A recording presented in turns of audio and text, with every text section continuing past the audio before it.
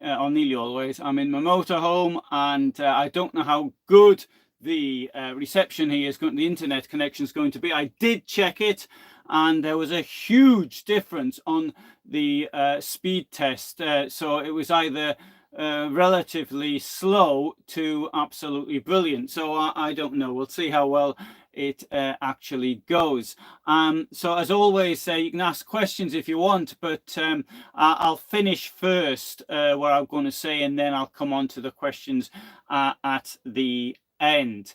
And so today I'm going to talk about somebody who was an enabler of desk murderers. And so what does that mean? So there were those who were doing the murdering, and they would claim that they had to do it because they were ordered to do it. So somebody who was sitting at a desk, shuffling papers around and calculating tallies and things of this nature, was ordering others in the field, so to speak, to kill whoever the perceived enemy was. So that is the desk murderer. A desk murderer is somebody like Eichmann or Himmler, the people who didn't do anything. Even for that matter, Hitler.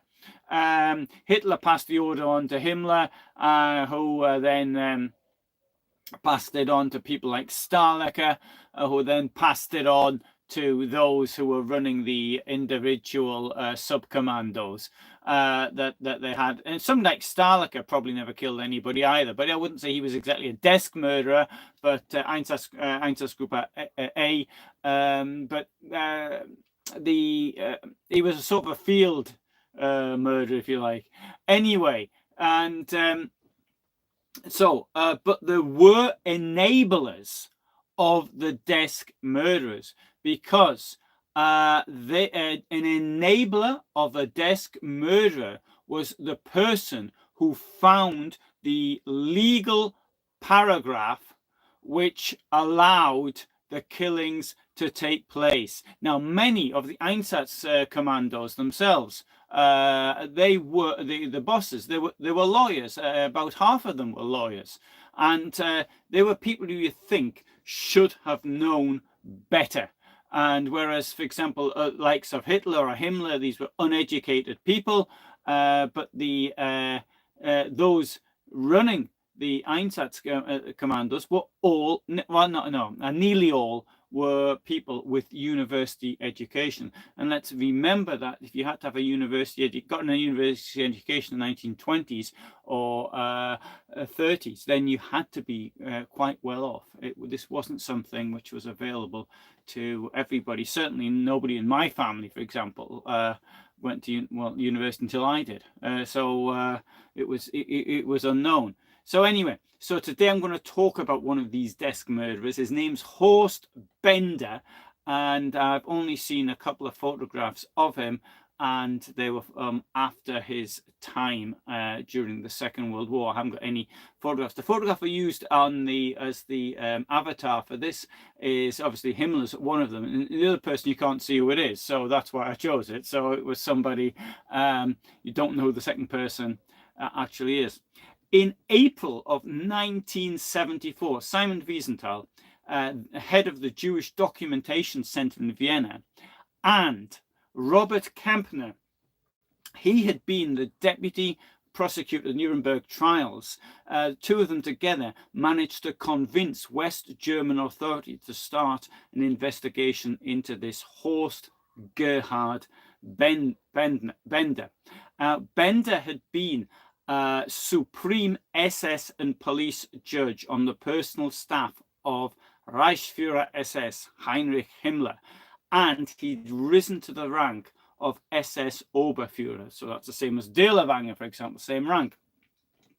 Now, Wiesenthal told the Jewish Telegraphic Agency in 1977 that he informed the German authorities of a legal brief given by Bender to Heinrich Himmler, which said that the shooting of Jews without prior order was not a crime if the shootings were done for purely political reason. I'll say that in a different way. If Jews were shot and no order had been given, this was not illegal. If the shootings were done for political reasons. If they're done for any other reason, then it would, according to Bender, be illegal. Now, one thing I need to point out is this. Nazi Germany broke its own laws. East Germany changed the law to allow its crimes to take place. Even today, I was thinking, if it's the communist system, what Stalin did legal or illegal? And I'm thinking here of the Great Terror under Russian, under Soviet law. And I'm going to have to look at that one, because that is something I only just thought of it this afternoon. So on the 29th of April 1977, West German authorities told Wiesenthal that evidence was insufficient to continue legal proceedings, and thus by then the 72-year-old Bender, who was still working as a lawyer in Stuttgart, was no longer the subject of a criminal investigation. So who was this lawyer who gave Himmler the opinion that it was perfectly okay to kill Jews as long as it was done for political reasons? So Bender was born in Wuck in East Prussia on the 24th of February 1905. It was then around 20 kilometers by road from the border of Russian-occupied Poland. And I did this road 2 months ago in June, and where the border stands is absolutely clear today. It's Łuk is today it's today Ełk in northeastern Poland, and it's a very attractive town based on the on a lake. I'm a part of the Masurian Lake District. It's the eastern end, and the population of Łuk in 1910 was 13,428 people, which included 365 Polish and 534 Masurian native speakers. So, although the Red Army deliberately destroyed much of the town, as it did everywhere in East Prussia and beyond for that matter, we can still see lots of the German heritage in the town, the residential buildings, the main church, the water tower, and other places. And the Crusader Castle is still there, but it's it would be recognizable to somebody, but it's a bit of a mess. But then again, I think that somebody's trying to repair it. So Horst Bender studied law and political science at the universities in Breslau and Königsberg, Wrocław, and Kaliningrad today. And then he returned to Łuk to work as a lawyer. Now, East Prussia was separated from the rest of Germany in order to create the Polish corridor and the Treaty of Versailles. And the area around Łuk had been subject to a plebiscite to see if people wanted to stay in East Prussia or they wanted to join Poland. In Łuk, only 7 people voted for Poland, showing that even the Polish and Masurian speakers preferred the security of being in Germany rather than a new Catholic state, which was then at war with Soviet Russia. As it happened, within less than 13 years, some of them could have had very good reason to regret their votes. One person who didn't regret the result of the referendum was Horst Bender. He joined the Nazi Party on the 1st of August 1932, and then once power was surrendered to the Nazis by the conservatives around President Paul von Hindenburg, Bender joined the Allgemeine, the General SS, in early April 1933. So he's a lawyer in the SS. And Bender joined what was called the SS Verfügungstruppe as a full-time officer in 1937. Now, this was a barracks-based paramilitary special unit of the SS, which had been originally set up to be a combat force equipped with small arms used to terrorize political opponents, and deployed as from February 1933 as auxiliary police. Now, let's remember that Hitler had been granted power. At the end of January 1933, the Nazis had got a control of the police because of Hermann Goering, at least in Prussia, and therefore they had their own thugs as police policemen.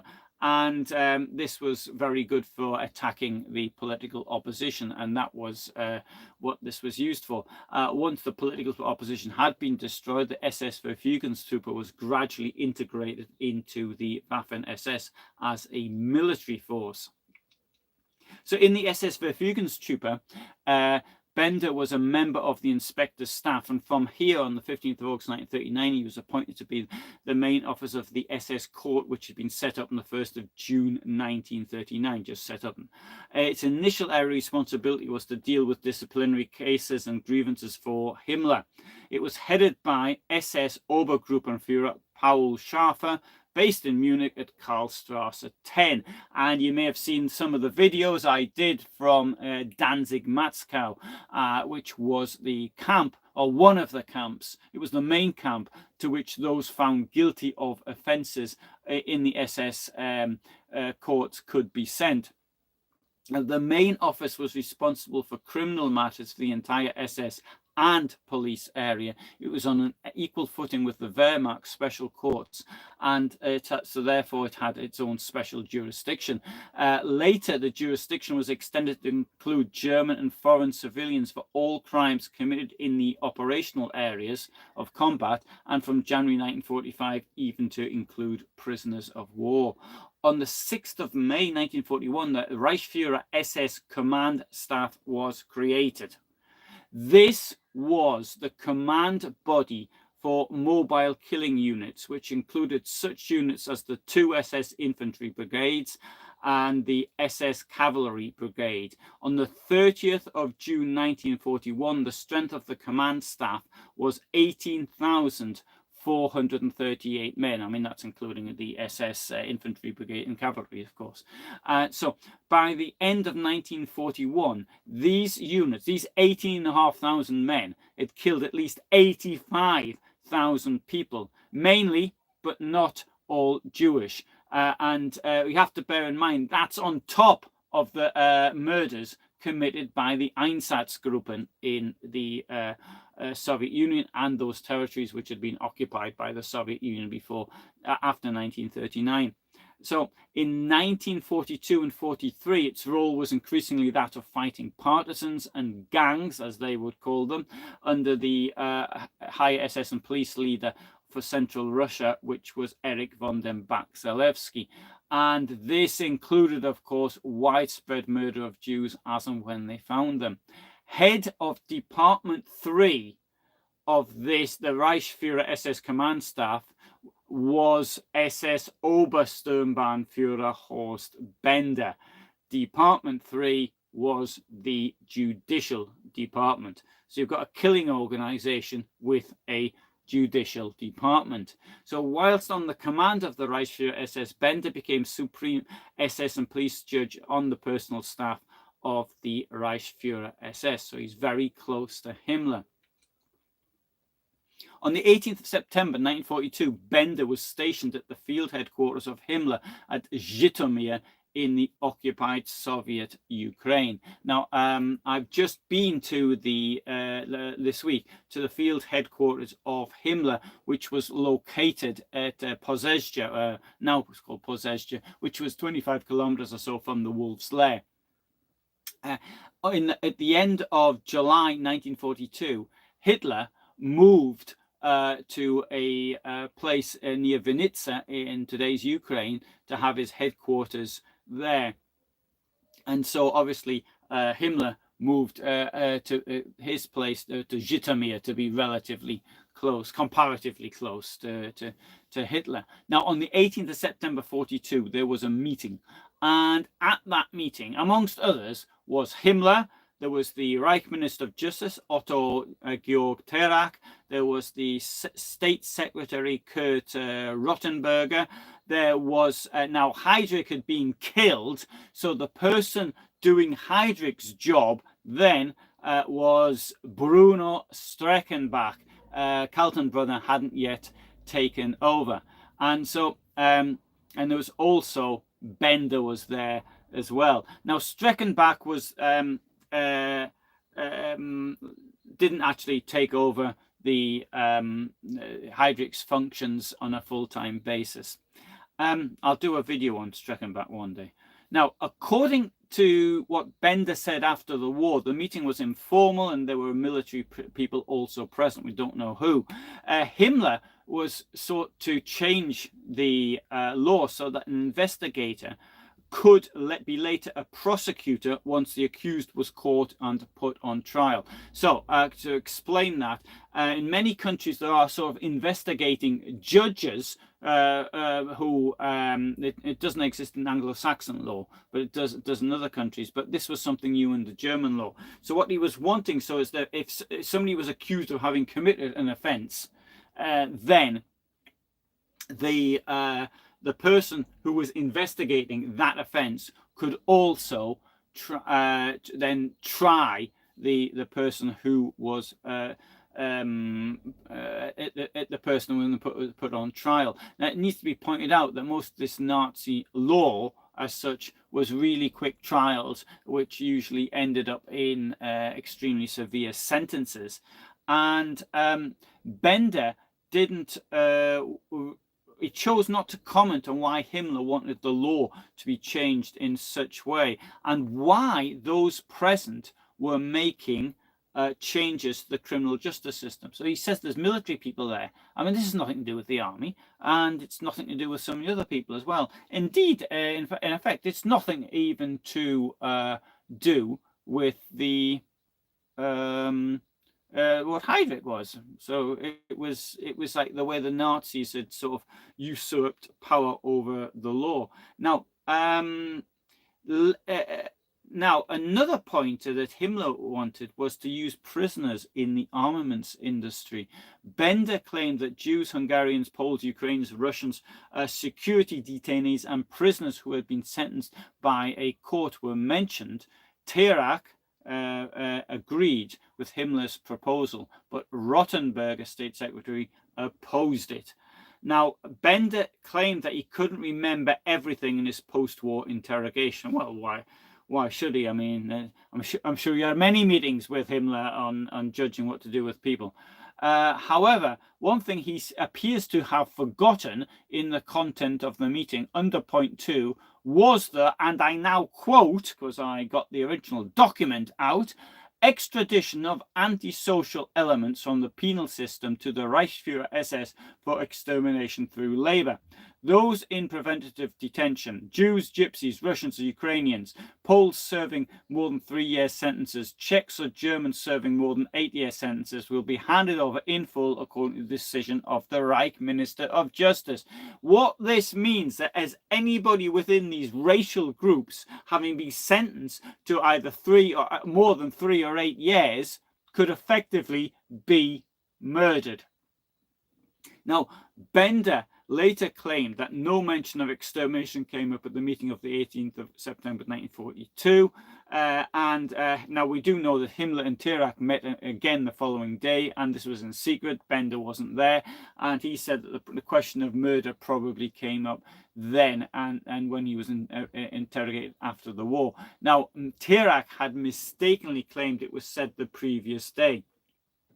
In any case, Bender said that he had no access to the concentration camps, although it's known he visited both Oranienburg in 1935. That wasn't Sachsenhausen, the Oranienburg camp before Sachsenhausen was set up. And he was also at Dachau in 1938. Now, of course, Bender could blame Terak. That was very easy to do because Terak was dead. He committed suicide on the 26th of October 1946. Bender rose to the rank of SS-Oberführer in the Waffen-SS in January 1945, the highest rank he would achieve before the collapse of Nazi Germany.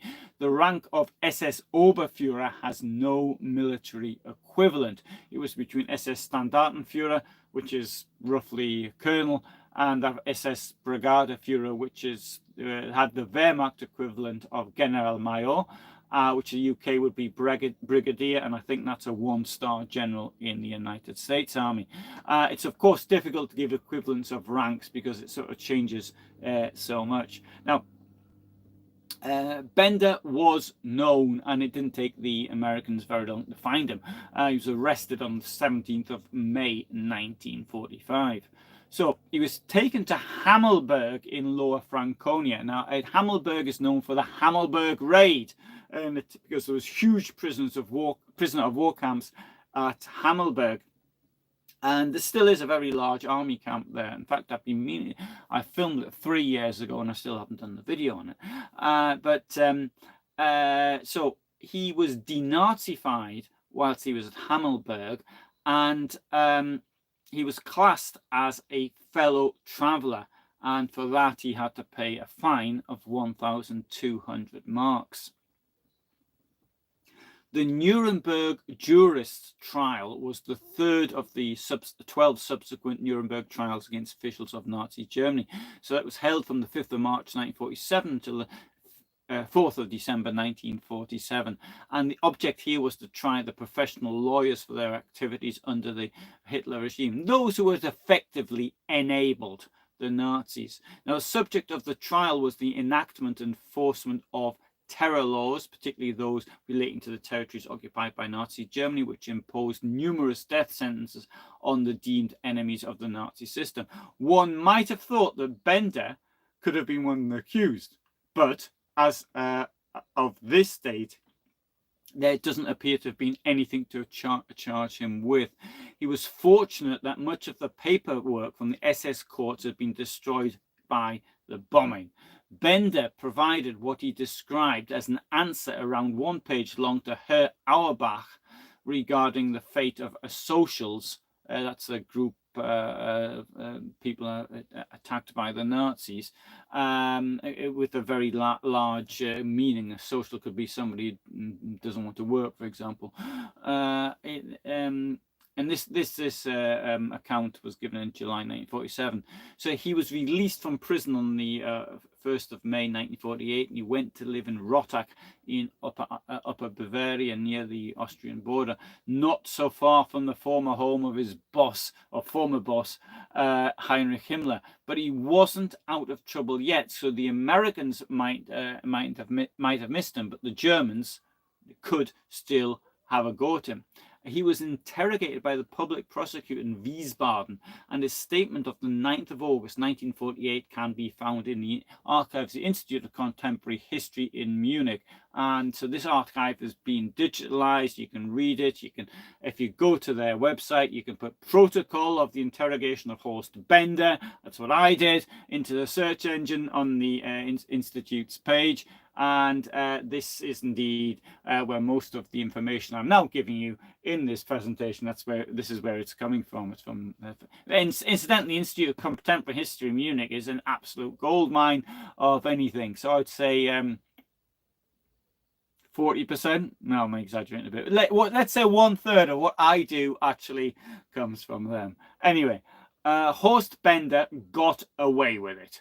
Obviously giving the legal opinion on something on a matter, something that lawyers do all the time, and one may take the opinion that it's not something which should be punished. However, given his role as the head of Department 3 at the Reichsführer SS Command Staff and the dreadful crimes committed by this organization, which were described in detail by Erich von den Bach-Zelewski in post-war trials, one might have thought that something should have happened to him. A lot's been written of the desk murderers, people who just shuffled the papers around at the desk dealing with deportations and killings. So that is why I refer to Horst Bender as an enabler. And the thing is, though, the West German authorities took the opinion that he was too far away from the killings to be a suitable person to be tried for them. So after the war, after being released, Bender was unemployed. Then he got a job as a lawyer in Stuttgart. That's where he stayed. He stayed there until the 8th of November 1987. His hometown. Sorry, he died there on the 8th of November 1987, so I suppose he did stay there, didn't he? Hometown of Luke became Ełk in Poland in 1945. However, I think I think there's a chance that had he survived long enough to see the reunification of Germany, then his case might have been reopened. However, he didn't.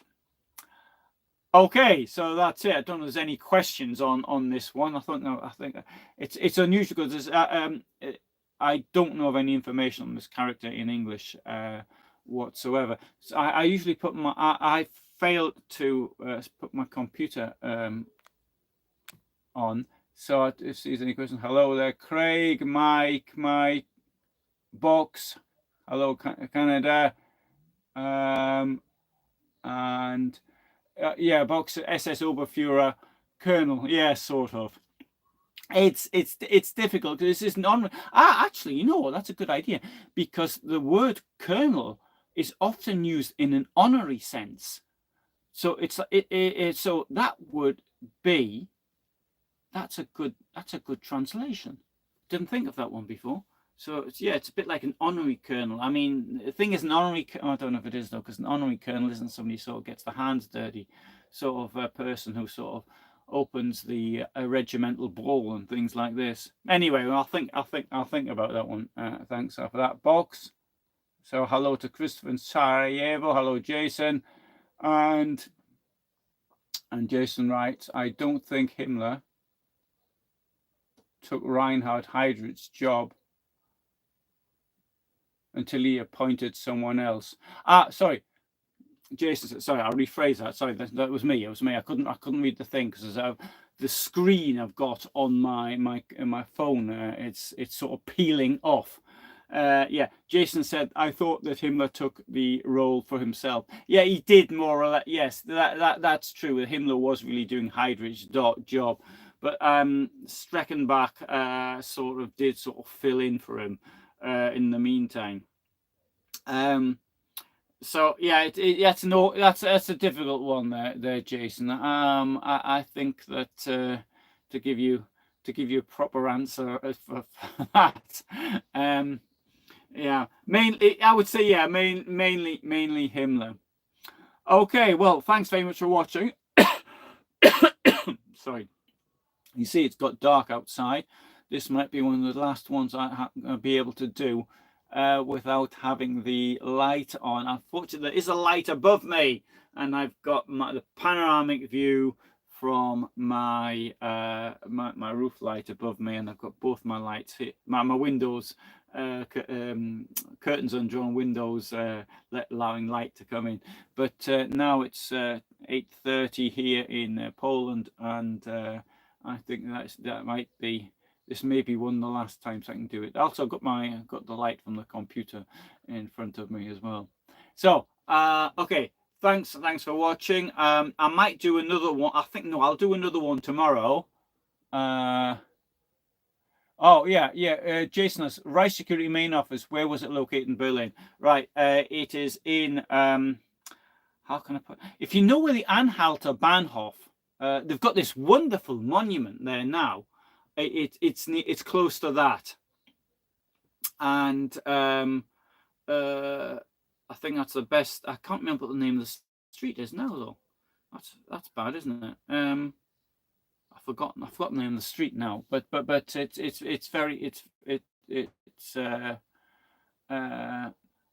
very close to there. But it's bang in the. Sorry, it was in former East Germany, if that helps, but very close to the wall. I can see, sorry, I've got it in my mind's eye. I just can't. I can't remember the name of the street now. The Goering's ministry actually is not so far from there as well. Which the building for that actually still stands. The what's it called, Luftwaffe? No, forgotten what it was anyway, but it still stands. Okay, thanks for being here, and. Okay, so tomorrow I'll do something else. Don't know what yet. I'll think of it. It'll be something related to East Prussia. That is for certain, because that's where I've been traveling around. I've had this really interesting journey. This week I was at a place called Giżycko, which was Lützen, which was a big fortress there. And from there, I went to see where Himmler's places that he had. There's a couple houses. There was one which is today a holiday resort, and I didn't like to film there because I thought because it was the things related to the Holocaust, and so I thought it was. I did think about, but in the end it was wrong not to do it. And there was another house in the countryside which I was going to film, but I couldn't work out what it was today. And so I just surreptitiously took photographs, and I thought I'll make a video of that. But there's lots of there are photographs with Himmler meeting the Mufti of Jerusalem there, for example, and also the Indian nationalist Chandra. I've forgotten his first name now. Was that? Forgotten his first name, but I've forgotten. And thanks, Box. And from then I went to Himmler's place at Pozezje, which is I spent the night, spent 2 days now, and then from there I went to a place called Rajea, formerly Rosenheim, Chandrabova, yes, and then I found the field headquarters of Hans Lammers in the forest, not on any maps. I was really proud of myself for finding that, and I had to walk through a swamp as well, trying to get there. Then I realized I wasn't going to get through the swamp. But anyway, I came back coming back by the road and then the tracks in the forest. It was quite easy. And then I went to the former army headquarters, the OKH, Oberkommando des Heeres headquarters in Mauerwald. Oh, that was amazing. Absolutely amazing. I nearly didn't do it as well. And then I was going to go to the Wolf's Lair, but I thought after seeing Mauerwald, I can't be bothered. So I didn't go to the Wolf's Lair. I thought I'll keep that back for another time, which is probably just as well, because yesterday was it was a day off in Poland. So there wouldn't have been, there would have been packed out. And then I went to Rastenburg, or former Rastenburg, Kenshin today. Okay, so that's what I did last week. Thanks very much for watching, and bye for now.